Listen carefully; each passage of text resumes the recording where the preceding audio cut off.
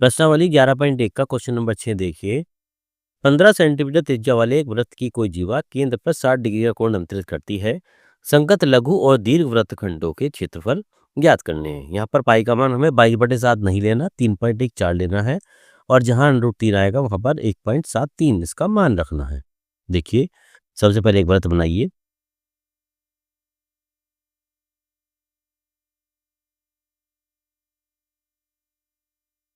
यहाँ से वृत्त बनाया जाता है जिसकी त्रिज्या दे रखी है 15 सेंटीमीटर। ये मान लीजिए, ये दे रखी है हमारी 15 सेंटीमीटर।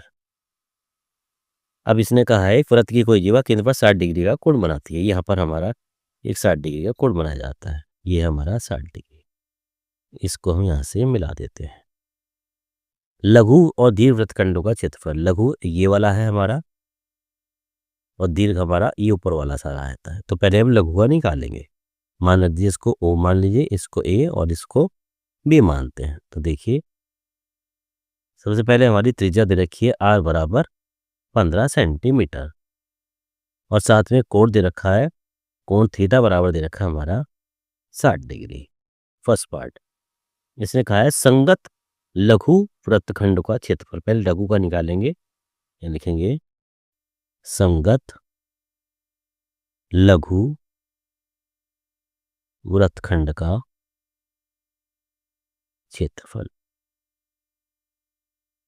संगत लघु वृत्तखंड का क्षेत्रफल का फॉर्मूला था हमारा थीटा बटे 360 into pi R square minus R square into sine theta by 2 into cos theta by 2।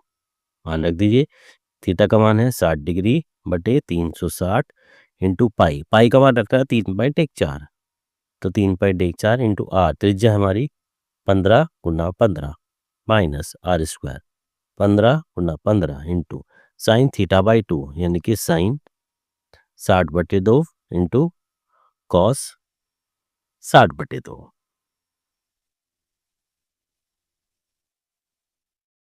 देखिए, यहाँ से काटिए जो चलिए अगली लाइन में काटते हैं। ये है हमारा 60/360 इंटू 3.14 गुना 15 गुना 15 माइनस 15 गुना 15 इंटू ये है हमारा साइन 30 और कॉस 30।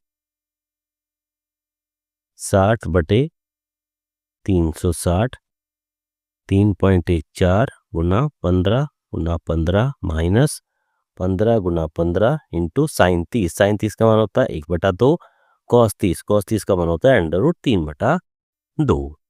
अब देखिए जो कट रहा है उसको काटेंगे। कौन कौन सी संख्या कट रही है यहाँ पर? देखिए, सबसे पहले तो यहाँ से पॉइंट हटाइए, नीचे हमारा 100 आ जाता है। 60 से काटिए, यहाँ पर 6 आ गया, 3 से काट दीजिए, 3 दूनी 6, 3 पंजे 15, 5 आ गया, 2 से यहाँ पर भी काट दीजिए, 2 एकम 2, 2 पंजे 10, 2 सत्ते 14, 157 आ गया। हाथ से काटिए, 5 दूनी 10, यहाँ पर 20 आ जाता है। फिर 5 से काटिए, 5 चौक 20, 5 दिया 15, यहाँ पर 3 आ जाता है। और संख्या इधर नहीं कटेगी, इधर देखिए, इधर भी नहीं कटेगी, तो यहाँ क्या आ जाएगा?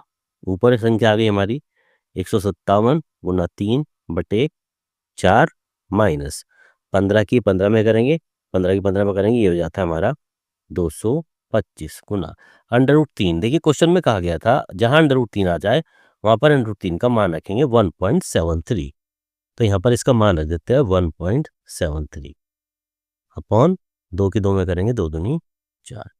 अब यहाँ से अगर हम पॉइंट हटा लें तो यहाँ से चाहे तो पॉइंट आगे कर लीजिए, चाहे आप रहने दीजिए, डायरेक्ट कर लेते हैं क्योंकि पॉइंट में ही आगे निकलेगा, तो इसको अभी ऐसे ही छोड़ देते हैं। यहाँ से गुना कीजिए, इसकी कितना आएगा यहाँ पर? यह आता है हमारा 157 और 3 7 या 21 बचे 2, 3 पंजे 15, 16 17, 3 गम 3 और 1 4/4 माइनस 225 गुना 1.73। इसकी जब हम गुना करेंगे तो जाता हमारा 389.25 अपॉन 4। ये हमारा इसका भाग गुणा करके ये आ जाता है। अब 471 को 4 से हम भाग करेंगे, जब 471 को 4 से भाग करेंगे तो देखिए कितना आता है, यह आएगा हमारा 4 एकम 4, अब यहाँ 7 है, अभी 4 एकम 4 बचे 3, 428.75 माइनस, जब इस पूरी संख्या को हम 4 से भाग करेंगे तो ये आ जाता है हमारा -97.3125। इसको आप भाग करके देखिए, यही आएगा।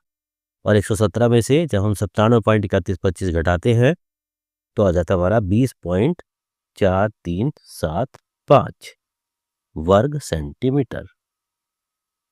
इस तरह से हमारा संगत लघु वृत्तखंड का क्षेत्रफल हमारा ये आ जाता है।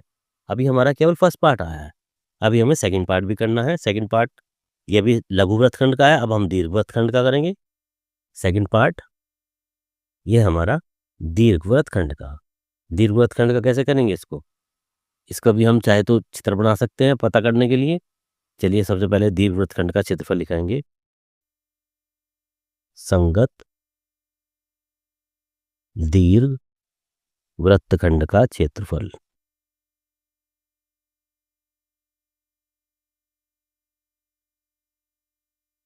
दीर्घ वृत्तखंड का क्षेत्रफल देखिए, आपके हिसाब से चित्र बना के बताता हूँ पर किस हिसाब से बनता है। दीर्घ वृत्तखंड कौन सा होता है, ये जब हम वृत्त बनाते हैं, हमने ऐसा बनाया था यहाँ से और ये इस तरह से बनाया था हमने,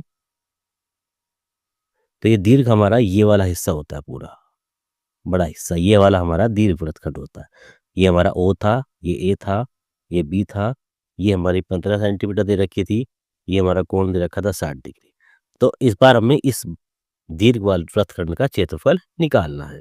तो दीर्घ वृत्तखंड का क्षेत्रफल का फॉर्मूला ये होता है हमारा पाई आर स्क्वायर माइनस लघु वृत्तखंड का क्षेत्रफल। यानी जो हमने लघु वृत्तखंड का क्षेत्रफल निकाला था उसको हम पाई आर स्क्वायर में से माइनस कर देंगे।